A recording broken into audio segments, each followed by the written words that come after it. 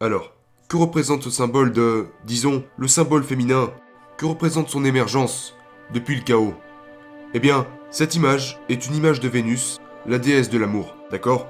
J'ai coupé cette image depuis une plus grande illustration où Vénus se manifeste dans un espace qui transcende le ciel. Et elle projette ses rayons, et au premier plan, des chevaliers se prosternent devant elle. Qu'est-ce que ça veut dire? Eh bien, cela signifie que les hommes utilisent l'image de la perfection féminine pour se motiver. Et c'est tout à fait ça. Vous pouvez voir cela dans l'histoire de Tom Sawyer. Tom Sawyer a environ 12 ans, il traîne encore avec ses amis. Et cette fille, Becky, emménage de l'autre côté de la rue. Elle sort et il est sous le choc. Pour la première fois de sa vie, quelque chose se passe. Et la première chose qu'il fait est de bondir sur une clôture et de faire l'intéressant et de jouer à l'équilibriste devant elle. Et il lui dit « Regarde-moi, regarde-moi ». Il est un peu comme cet oiseau mâle qui essaye de faire quelque chose de beau pour que la femelle l'accepte. C'est sa motivation. Vous savez, et je pense que c'est quelque chose que les femmes modernes ne comprennent pas vraiment au sujet des hommes. Elles ne comprennent pas que, au moins dans la mesure où les hommes ne sont pas corrompus ou cruels, parce que pour ne pas être rejetés, ils font tout ce qu'ils peuvent pour se prosterner devant l'éternelle image du féminin. Et s'en montrer digne. C'est l'histoire de la chevalerie, et c'est ce que vous devez encourager chez votre partenaire. Et donc, cette première forme qui émerge du chaos est la forme féminine. Et c'est en partie la forme qui représente la nouveauté, en tant que telle. Et d'un côté il y a la promesse, de l'autre il y a la menace. Et concrètement, je ne comprends pas aussi bien la situation des femmes que celle des hommes, étant évidemment un homme moi-même. Mais je ne sais pas si les femmes ont la moindre idée d'à quel point elles paralysent, en particulier pour les jeunes hommes.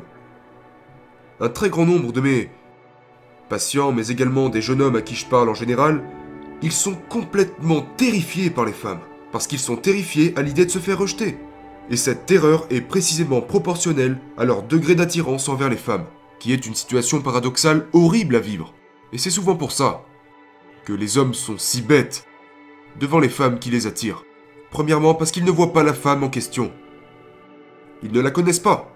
Ils ne la voient pas comme un individu, mais plutôt comme la manifestation d'un idéal qui s'apprête à les juger. Et c'est seulement en établissant une relation avec cette femme qu'ils peuvent commencer à définir plus clairement cette femme en tant qu'individu. Mais cela nécessite un sacrifice. Et ce sacrifice est... Vous ne pourrez jamais avoir une femme idéale. Donc pour avoir une relation avec n'importe quelle femme, vous devez d'abord sacrifier la relation avec la femme idéale que vous avez dans votre tête. Trouver l'individu en cette femme et le séparer de l'idéal que vous pensez mériter. C'est ce qui arrive aux héros de La Belle au bois dormant. Il voit la reine se transformer en dragon du chaos. Et ce n'est qu'après l'avoir vaincue qu'il pourra établir une relation avec la princesse. Et c'est exactement ce qui se passe.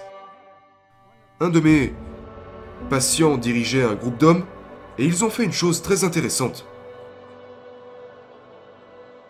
Qui avait été celle d'aller dans la rue et de demander à 50 femmes leur numéro de téléphone en l'espace d'une journée. Pourquoi? Poliment, correctement. C'était un jeu, mais ce n'était pas un jeu stupide. Et l'idée était de surmonter la peur du rejet. Comment faites-vous ça?